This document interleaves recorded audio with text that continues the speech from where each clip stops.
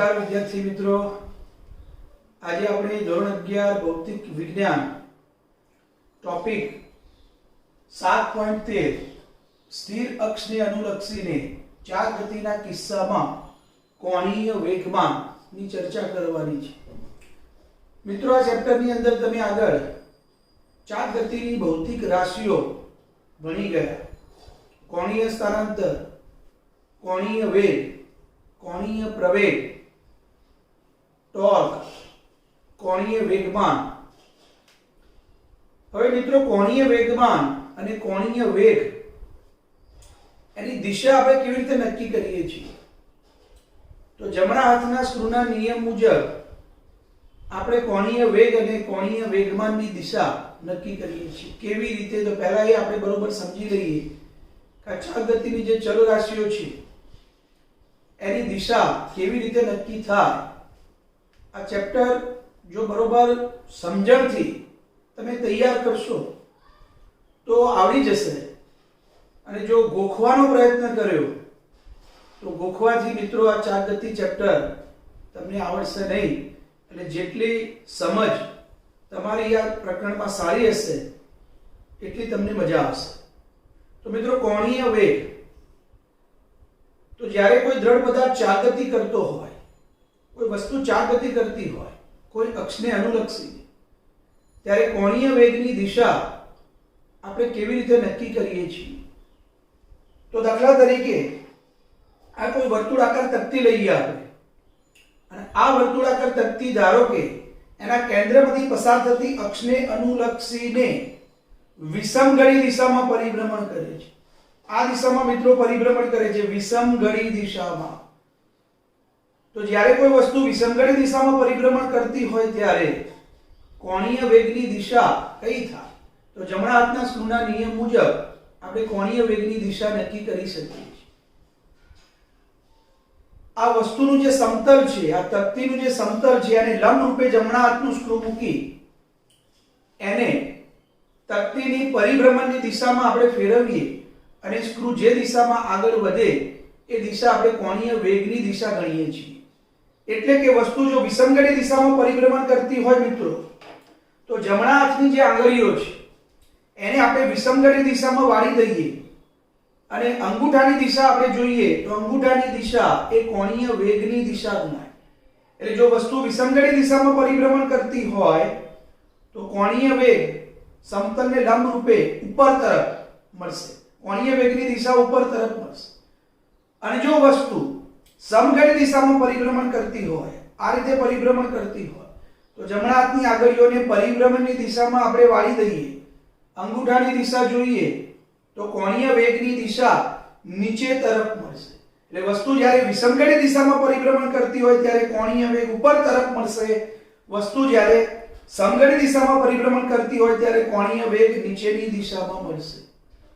હવે મિત્રો, કોણીય વેગમાન, તો કોણીય વેગમાન વિશે તમે આગળ ભણી ગયા। કણનું કોણીય વેગમાન L બરાબર R ક્રોસ P, તો એની દિશા જમણા હાથના સ્ક્રૂના નિયમ મુજબ R અને P થી બનતા સમતલને લંબ રૂપે R ક્રોસ P ની દિશામાં મળે। તો R અને P થી બનતું સમતલ, આ કેન્દ્રમાંથી પસાર થતી અક્ષ લઈએ આપણે, અહીંયા કોઈ કણ લઈએ તો કણનો સ્થાન સદિશ, તો અહીંયા કોઈ કણ લઈએ તો કણનો સ્થાન સદિશ એની દિશા મળશે R। અને મિત્રો, તમે વેગમાનની દિશા જાણો છો, જે તે બિંદુ પાસે સ્પર્શકની દિશામાં, સ્પર્શકની દિશામાં વેગ મળે અને વેગની દિશામાં જ વેગમાન મળે। એટલે વેગની દિશા અને વેગમાનની દિશા એક જ થાય તો આ બિંદુ પાસે સ્થાન સદિશની દિશા આ દિશામાં મળશે અને વેગમાનની દિશામાં મળશે। એટલે આ R અને P થી બનતું સમતલ એને લંબ રૂપે જમણા હાથની આંગળીઓને R ની દિશામાં, સ્થાન સદિશની દિશામાં રાખી વેગમાનની દિશામાં વાળી દઈએ તો R ક્રોસ P ની દિશા એટલે કે કોણીય વેગમાનની દિશા અંગૂઠાની દિશામાં મળશે। મતલબ અંગૂઠાની દિશામાં કોણીય વેગમાન મળશે તો ઉપર તરફ કોણીય વેગમાન મળશે। તો કોણીય વેગમાનની દિશા આપણે R અને P થી બનતા સમતલને લંબ રૂપે જમણા હાથના સ્ક્રૂના નિયમ મુજબ નક્કી કરી શકીએ છીએ। તો આટલી બાબત ખાસ ધ્યાનમાં લેવી। હવે આપણે મૂળ વાત ઉપર આવીએ। અહીંયા મિત્રો આપણે સ્થિર અક્ષને અનુલક્ષીને આપણો સંદર્ભ છે સ્થિર અક્ષ, આપણે સ્થિર અક્ષને અનુલક્ષીને ચાર ગતિના કિસ્સામાં કોણીય વેગમાનની ચર્ચા કરવાની છે. તો અહીંયા મિત્રો બરોબર ધ્યાન રાખજો, આપણે ત્રિપરિમાણમાં આકૃતિનો વિચાર કરવાનો. આપણી યામ પદ્ધતિ લઈ લઈએ. z અક્ષ આકૃતિ બરોબર ધ્યાનથી સમજશો તો થિયરીમાં બહુ સરળતાથી સમજણ પડશે. આ યામ પદ્ધતિનું ઉગમ બિંદુ,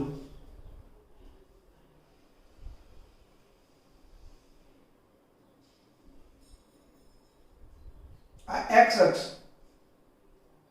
આ y અક્ષ અને આ z અક્ષ. આ યામ પદ્ધતિનું ઉગમ બિંદુ.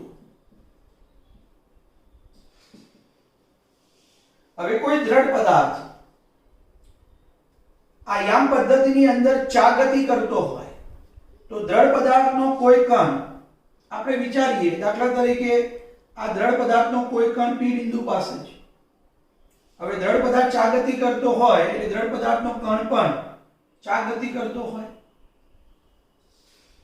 આ કણનો ઉગમ બિંદુની સાપેક્ષે સ્થાન સદિશ આપણે નક્કી કરી દઈએ. આ કણનો ઉગમ બિંદુની સાપેક્ષે સ્થાન સદિશ આપણે લઈ લઈએ આ સ્થાન સદિશ આ. હવે દ્રઢ પદાર્થ ચાગતિ કરતો હોય ત્યારે દ્રઢ પદાર્થનો કણ એ વર્તુળાકાર માર્ગ ઉપર વર્તુળ ગતિ કરતો હોય તો આ કણ વર્તુળ ગતિ કરે છે.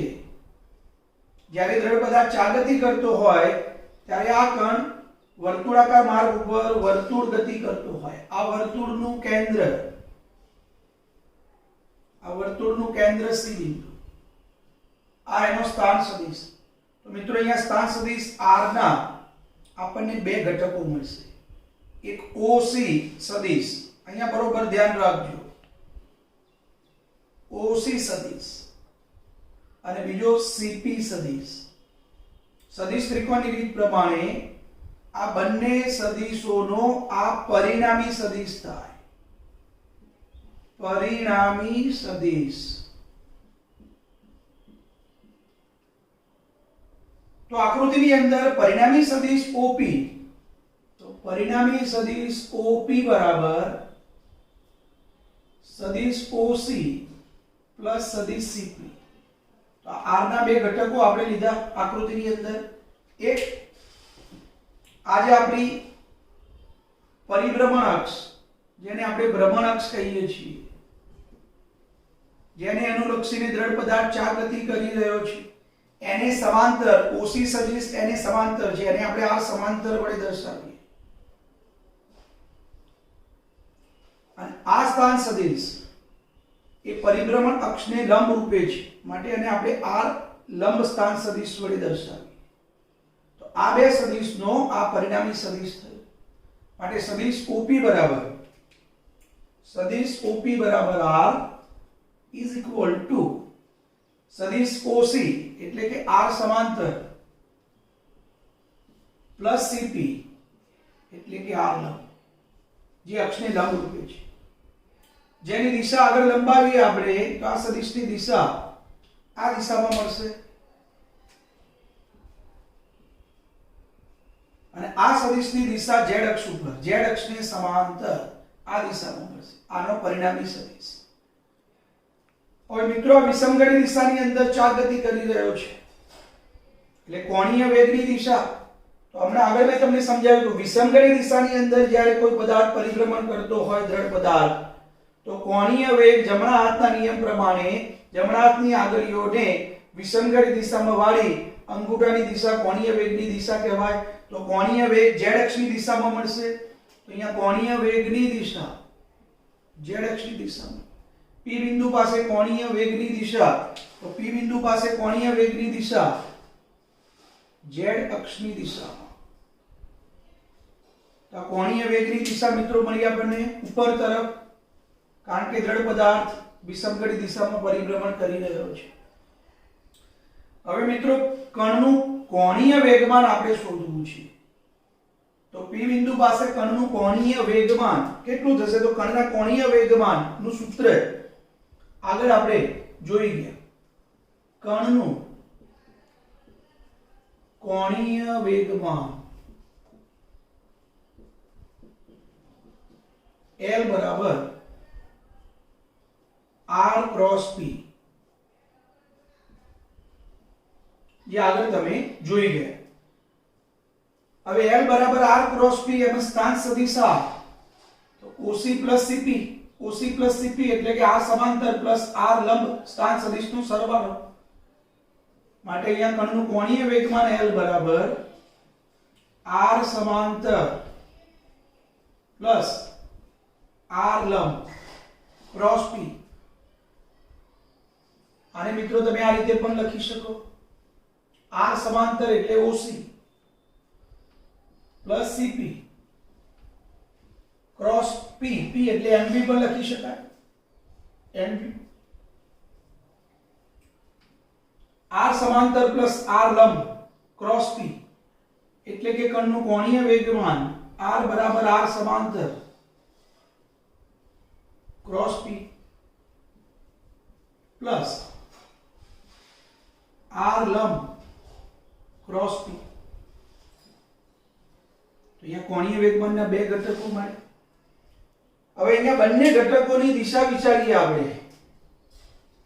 R સમાંતર cross P.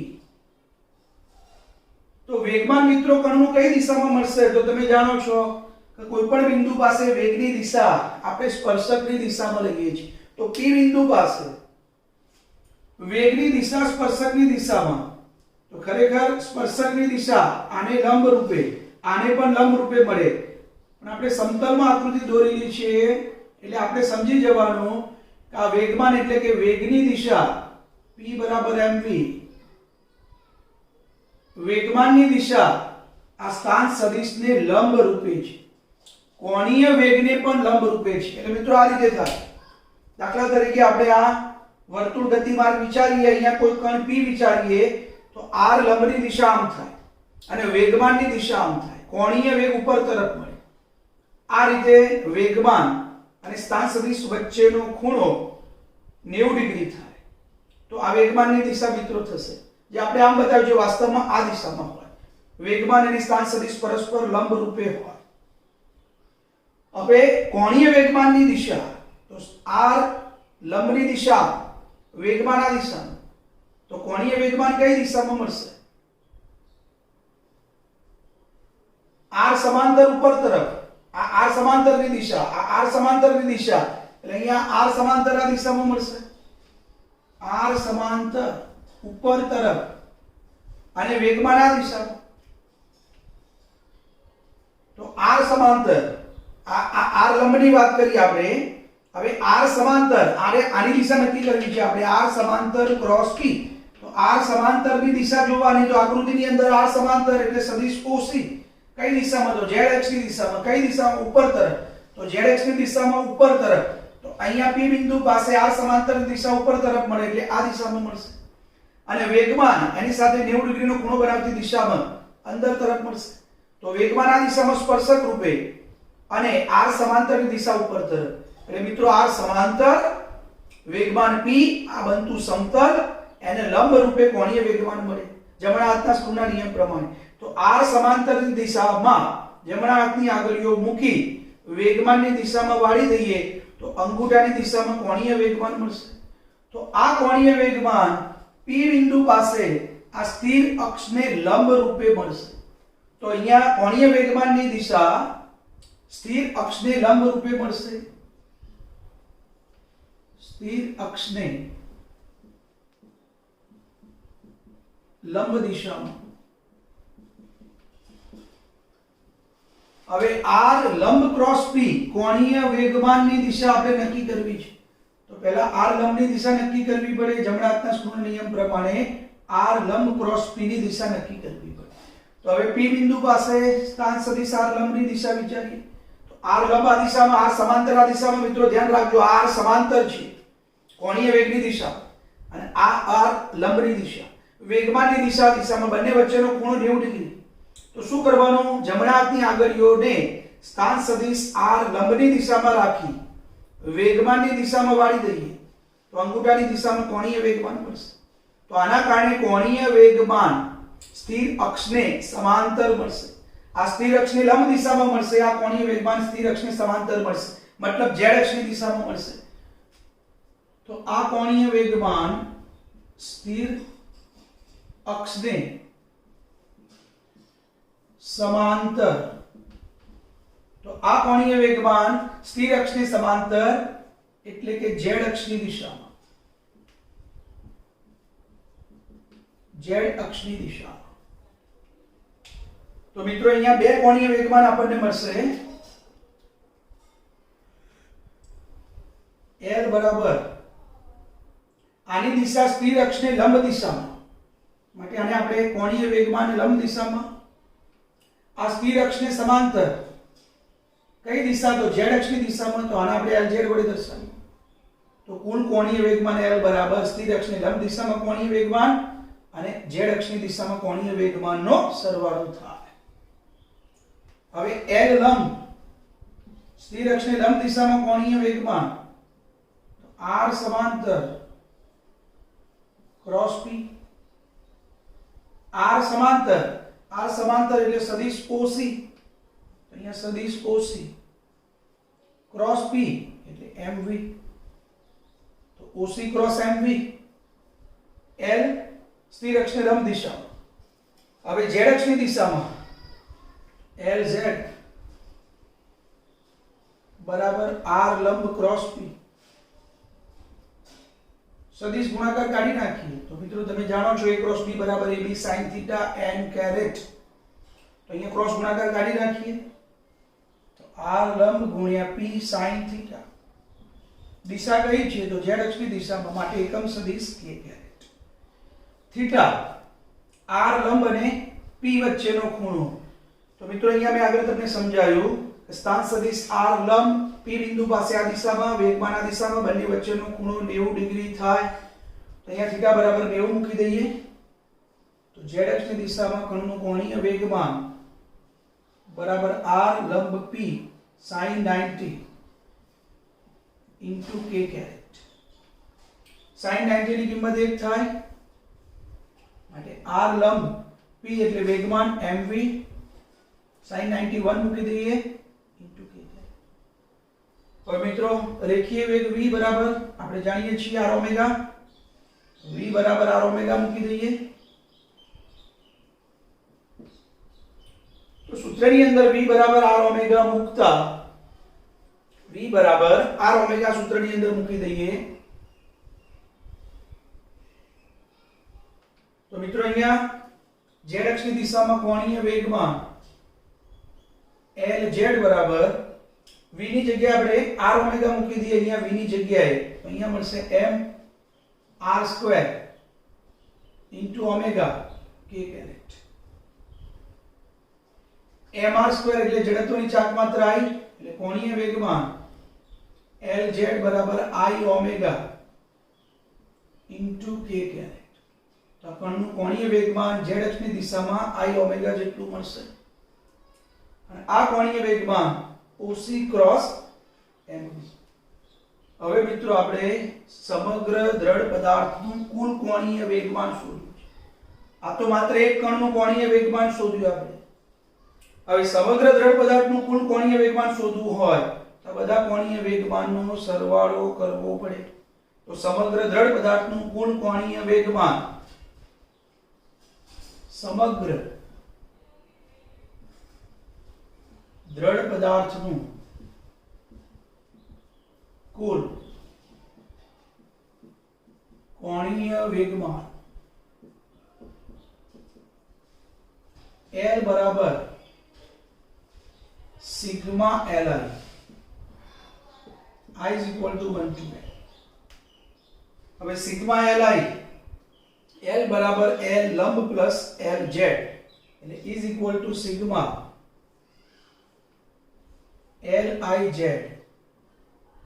Plus sigma Li લંબ, આ બંનેનો સરવાળો. હવે મિત્રો આગળ આપણે જોઈએ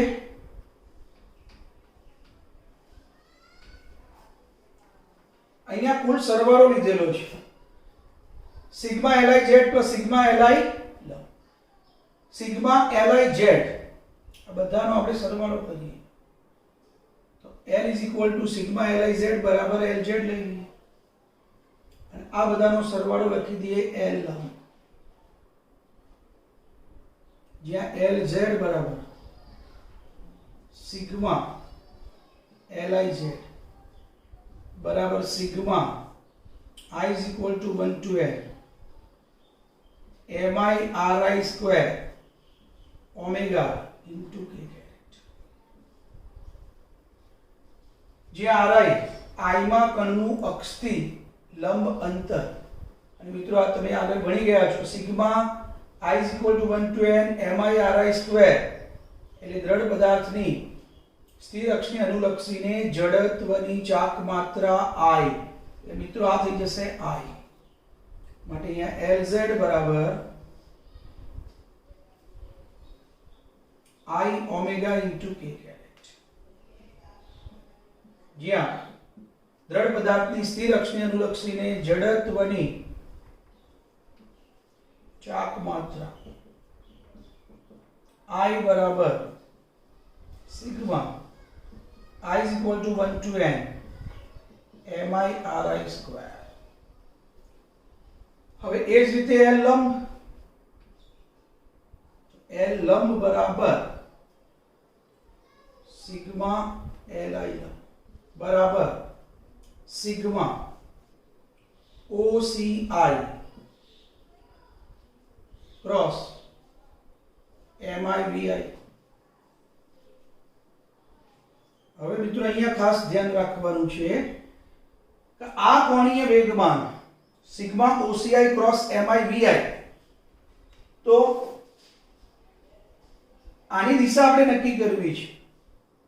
તો જ્યારે દ્રઢ પદાર્થ ચાકગતિ કરતો હોય ત્યારે આને આપણે કાઢી નાખીએ. આગળનું સાદું રૂપ આપણે સમજીએ તો sigma OCI cross mi vi, તો દ્રઢ પદાર્થનો કણ જ્યારે વર્તુળ ગતિ કરતો હોય ત્યારે આ વર્તુળનું કેન્દ્ર આપણે CI લઈએ, આ સ્થિર અક્ષ z અક્ષ, અહીંયા કણ લઈએ આપણે. હવે આ કણનો વેગ સ્પર્શકની દિશામાં મળશે. તમે જાણો છો, તો વેગની દિશા અહીંયા નક્કી કરવી હોય આ કણનો વેગ આ દિશામાં મળશે vi. હવે આ જે વર્તુળ આપણે લીધું એ વર્તુળના વ્યાસના સામસામેના છેડા પર આવેલા કણો, તો આ વ્યાસના સામેના છેડા પર આવેલો કણ બીજો લઈએ તો એનો વેગ લઈએ તો વસ્તુ દ્રઢ પદાર્થ વિસંગડી દિશામાં પરિભ્રમણ કરે છે. તો આ વેગ આ દિશામાં મળશે, તો આ બિંદુ પાસે વેગ આની વિરુદ્ધ દિશામાં મળશે -vi. મતલબ વર્તુળના વ્યાસ પરના સામસામેના છેડા પર આવેલા કણોના વેગ પરસ્પર વિરુદ્ધ દિશામાં થશે. માટે જ્યારે આપણે કુલ કોણીય વેગમાન લઈએ છીએ આવા ઘટકોનું, તો આવા ઘટકોનું કુલ કોણીય વેગમાન વર્તુળના વ્યાસ પરના સામે આવેલા કણો દ્વારા મળતું પરિણામી કોણીય વેગમાન 0 થાય. માટે કુલ કોણીય વેગમાન L લંબ બરાબર 0 થાય. કોણીય વેગમાનની દિશા આપણે નક્કી કરીએ તો અહીંયા r સમાંતર ક્રોસ p એટલે કોણીય વેગમાન સ્થિર અક્ષને લંબ રૂપે મળશે. અહીંયા પણ કોણીય વેગમાન સ્થિર અક્ષને લંબ રૂપે મળશે. માટે કુલ કોણીય વેગમાનમાં કેપિટલ L માં સ્થિર અક્ષને લંબ દિશામાંના કોણીય વેગમાનના ઘટકોનો ફાળો 0 થાય છે. મતલબ L લંબ બરાબર 0 થાય, 0 થાય. તો અહીંયા કુલ કોણીય વેગમાન L બરાબર Lz પ્લસ L લંબ, એમાં L લંબ બરાબર 0 થાય. માટે દ્રઢ પદાર્થનું કુલ કોણીય વેગમાન એ સ્થિર અક્ષને સમાંતર મળશે. L બરાબર Lz અને Lz બરાબર I omega into k caret. તો દ્રઢ પદાર્થનું કુલ કોણીય વેગમાન હવે મિત્રો આનું સમયની સાપેક્ષે આપણે વિકલન કરીએ તો સમયની સાપેક્ષે વિકલન dl ભાગ્યા dt is equal to dlz ભાગ્યા dt. આ ઘટક 0 છે, l લંબ બરાબર 0 માટે અહીંયા dlz ભાગ્યા dt આ 0 થઈ ગયું માટે બરાબર I d ઓમેગા ભાગ્યા dt. I જડત્વની ચાક માત્રા અચળ માટે d ઓમેગા ભાગ્યા dt into k. હવે મિત્રો dl ભાગ્યા dt is equal to I d omega ભાગ્યા dt એટલે કોણીય પ્રવેગ આલ્ફા, કોણીય વેગના ફેરફારનો સમય દર, અને I આલ્ફા એટલે મિત્રો ટોર્ક એટલે dl ભાગ્યા dt is equal to torque into k. તો જ્યારે મિત્રો કોઈ દ્રઢ પદાર્થ સ્થિર અક્ષને અનુલક્ષીને ચાલગતિ કરતો હોય, સ્થિર અક્ષની આસપાસ ચાલગતિની આપણે ચર્ચા કરતા હોઈએ ત્યારે ટોર્કના માત્ર સ્થિર અક્ષને સમાંતર ઘટકોને જ આપણે ધ્યાનમાં લઈએ છીએ માટે dl ભાગ્યા dt is equal to torque, જે ચાલગતિ માટે ન્યૂટનની ગતિનો બીજો નિયમ જે મિત્રો આગળ આપણે જોઈ ગયા. દ્રઢ પદાર્થના કુલ કોણીય વેગમાનના ફેરફારનો સમય દર એ દ્રઢ પદાર્થ પર લાગતા પરિણામી ટોર્ક બરાબર હોય છે, જેને ચાલગતિ માટે ન્યૂટનની ગતિનો બીજો નિયમ કહેવાય.